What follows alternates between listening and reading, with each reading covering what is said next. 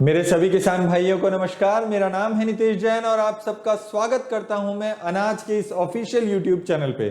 दोस्तों, आज के इस वीडियो में हम आपको जानकारी देंगे बायर कंपनी की एडमायर दवाई के बारे में। जी हाँ दोस्तों, इसका आपने बहुत नाम बाजार में सुना होगा, मार्केट में सुना होगा, और आज इसके बारे में आपको विस्तृत जानकारी देंगे इस वीडियो के माध्यम से कि इस दवाई का आपको कौन कौन सी फसल में उपयोग में लेना है, इसके टेक्निकल नाम के बारे में जानकारी देंगे और साथ ही साथ में आपको यह भी बताएंगे कि इस दवाई की कितनी डोज, कितनी मात्रा, कितने ग्राम आपको ये दवाई कौन से फसल में उपयोग में लेनी है, कितने लीटर पानी में मिलाना है, या फिर आप इस दवाई को अगर फेंकना चाहें तो कौन कौन से उर्वरक के साथ में आप इस दवाई को फेंक सकते हैं। ये तमाम जानकारियां देंगे, साथ ही साथ इसकी महत्वपूर्ण बातें बताएंगे और दवाई करते समय आपको किन किन बातों की सावधानियां रखनी चाहिए उसके बारे में भी पूरी जानकारी देंगे। तो दोस्तों, अगर अभी तक भी वीडियो को लाइक नहीं किया है तो सबसे पहले वीडियो को लाइक कर लीजिए, चैनल को सब्सक्राइब कर लीजिए और अंत तक बने रहिए ज्यादा जानकारी के लिए। आइए दोस्तों, शुरुआत करते हैं वीडियो की कि जो एडमायर दवाई है ये आप मुख्य रूप से धान, कपास, मक्का या फिर गन्ना या फिर आदि जो भी सब्जियां होती है, जैसे कि बैंगन हो गए, भट्टे हो गए, भिंडी हो गई या पत्ता गोभी हो गई, जिसमें कि कीट जड़ में ज्यादा लगता है, जो जड़ में ज्यादा कीटों का प्रभाव जिस भी फसल में रहता है उस फसल में आप एडमायर दवाई का स्प्रे कर सकते हैं। जैसे कि टमाटर हो गए, प्याज हो गई या दूसरी जो बागवानी की फसलें होती है उसमें भी आप इस दवाई का उपयोग कर सकते हैं। अगर बात करें इसके टेक्निकल नाम की तो इमिडाक्लोरोपिड 70% WG इसमें टेक्निकल है और ये दर्शाता है कि ये कीटों के साथ साथ मच्छरों पर भी उतना ही प्रभावी है। अगर हम बात करें इसके डोज की तो दोस्तों 50 ग्राम पर एकड़ के हिसाब से आपको इसका डोज लेना है।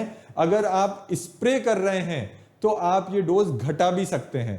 इस दवाई को आप दो तरीके से कर सकते हैं कि सबसे पहली बात, अगर आप स्प्रे कर रहे हैं तो एक जो 15 लीटर का टैंक होता है उसमें आपको ये दवाई मात्र 6 ग्राम लेनी है।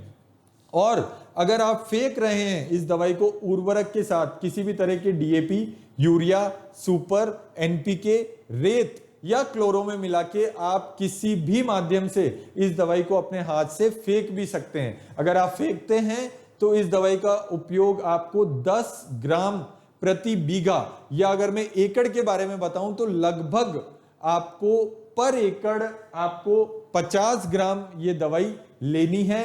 बीघा कहीं पे छोटा होता है, कहीं पे बड़ा होता है, मगर अगर आप दवाई को फेंक रहे हैं तो 50 ग्राम प्रति एकड़ के हिसाब से फेंकनी है, और अगर आप स्प्रे कर रहे हैं तो मात्र आपको 6 ग्राम प्रति टंकी के हिसाब से दवाई लेनी है। ये डोज आपको बहुत ज्यादा ध्यान में रखनी है क्योंकि ये बहुत महंगी दवाई है, इसलिए इसका 1 ग्राम भी हमें जायर नहीं करना है, 1 ग्राम भी हमें वेस्ट नहीं करना है।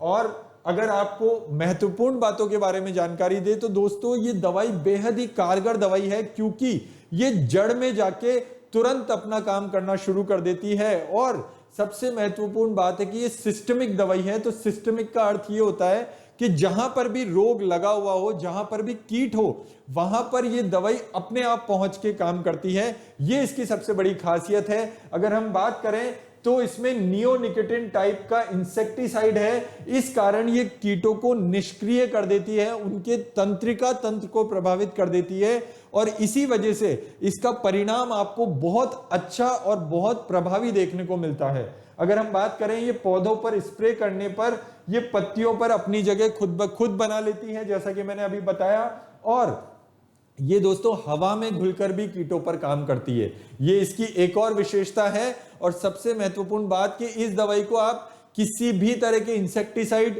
फंजीसाइड या फिर किसी भी तरह के फर्टिलाइजर के साथ में भी मिलाकर उपयोग कर सकते हैं, जैसा कि मैंने आपको पहले भी बताया था उपयोग के समय। और jassid, aphid, thrips, mealybug, stem borer, hops को मारने के लिए सबसे कारगर दवाई अगर कोई है तो वो बायर कंपनी की एडमायर दवाई है। जैसा कि अगर मैं हिंदी में आपको शुद्ध भाषा में बताऊं तो जो भी तंबाकू लट होती है या जो लाल गंडार होती है या फिर जो तने के अंदर, जो जड़ के अंदर गंडार फंस जाती है, जो गंडार जड़ के अंदर छुप जाती है, उन गंडारों को और कोई भी दवाई मार नहीं सकती है।